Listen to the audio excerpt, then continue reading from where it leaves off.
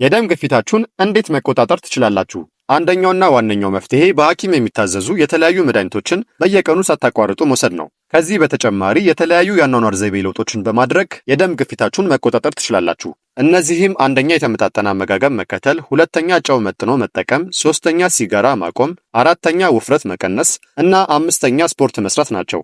በየቀኑ ለ30 ደቂቃ የሚሆን መካከለኛ ክብደት ያለው የኤሮቢክስ ስፖርት መስራት የደም ግፊትን ለመቆጣጠር የምታደርጉትን ጥረት ይደግፋል።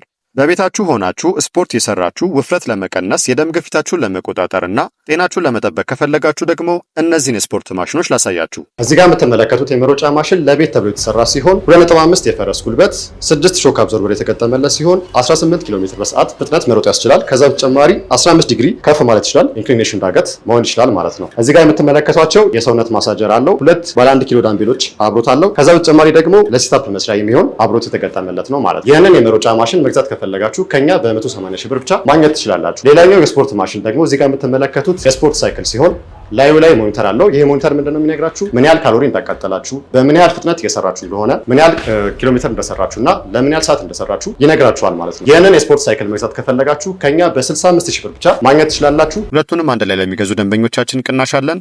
ስክሪን ላይ በተገለጹ ስልኮች ይደውሉልን። ቤቶ ድረስ ከነፃ ዴሊቨሪ ጋር የድርጅታችን ሰራተኞች አምጥተውና ገጥሞ ያስረክቧችኋል። ለተጨማሪ መረጃ ፎሎ ማድረግ እንዳትረሱ።